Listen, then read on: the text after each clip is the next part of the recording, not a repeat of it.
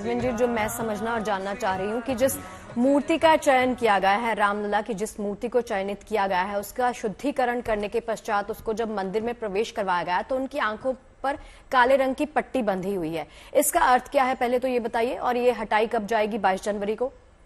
जी, देखिए, चक्षु जो हमारी होती है, नेत्र होती है, यह जो है एक तरह से जो हमारी 5 ज्ञानेंद्रियां और 5 कर्मेंद्रिय होती है, तो इसमें ये ज्ञानेंद्रिय में आती है। चक्षु में पट्टी इसलिए बांधते हैं कि प्रभु का जो है हम पूरी तरह से यह मतलब जैसा हम करते हैं, जैसे मान लीजिए पूजा में हम दीप को जब जो है दिखाते हैं तो दीप के बाद पुनः जो है जल डालते हैं हाथ में। क्यों डालते हैं? हमने तो दीप दिखाया लेकिन हाथ में जल क्यों डाला?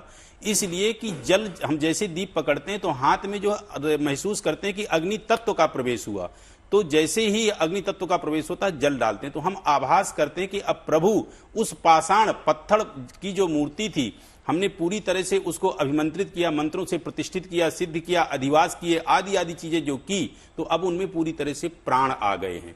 और ये पट्टी आज से बंध जाएगी और लास्ट के दिन 22 तारीख को खुलेगी। लेकिन जब पट्टी खुलेगी तो सामने कोई भी नहीं होगा। सामने क्या चीजें रखी होंगी? फल फ्रूट वगैरह, कुछ अच्छे द्रव्य रखे होंगे, कुछ अच्छी चीजें रखी होंगी, बाकी कोई भी व्यक्ति सामने नहीं होगा। क्यों?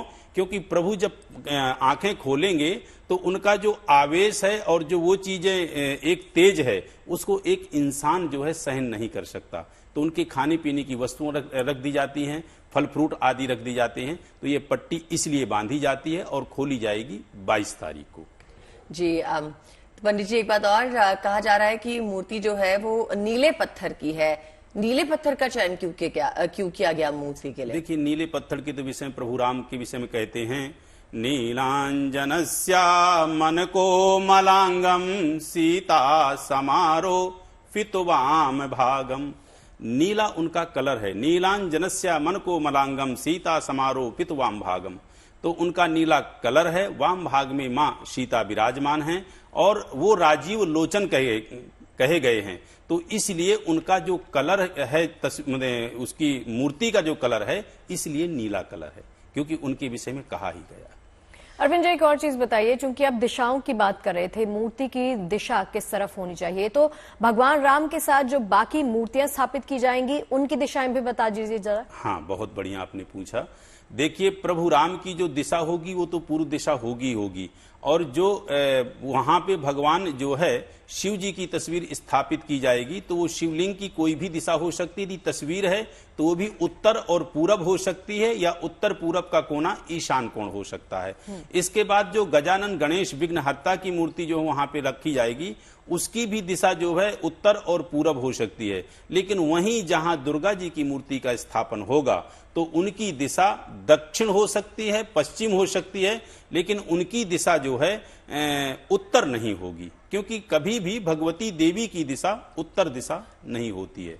तो पूरब और दक्षिण दिशा जो है देवी की, या पश्चिम, और सर्वोत्तम जो भगवती की दिशा होती है धन प्राप्ति के लिए पश्चिम दिशा, और सिद्धि प्राप्ति के लिए दक्षिण दिशा, और उत्तर दिशा भूल के भी नहीं होती है। दक्षिण और पूरब ये आपकी जो है सिद्धि प्राप्ति के लिए होती है।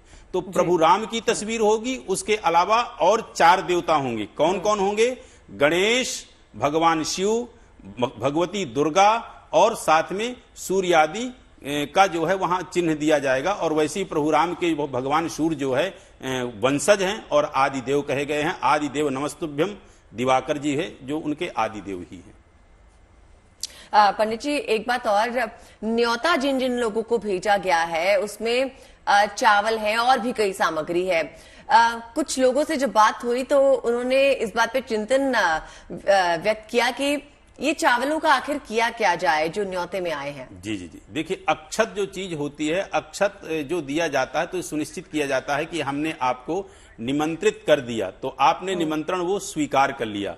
तो वो जो चावल हैं, वो चावल आप जो है 22 तारीख को, सभी लोग 22 तारीख को एक तरह से दिवाली की भांति जो मनाएंगे, प्रभु राम के भजन, प्रभु राम के गुणगान जो करेंगे, तो आप दिवाली की तरह जो मनाना है तो प्रभु राम के चरणों में ये अक्षत डाल करके और जो सामग्री है वो उनके चरणों में डाल करके और ऐसा ही आप आभास करें कि हम अयोध्या नगरी में ही विराजमान होकर के आपकी स्तुति और प्रार्थना कर रहे हैं। क्योंकि कहते हैं कि हरि व्यापक सर्वत्र समाना, प्रेम ते होए प्रगट में जाना।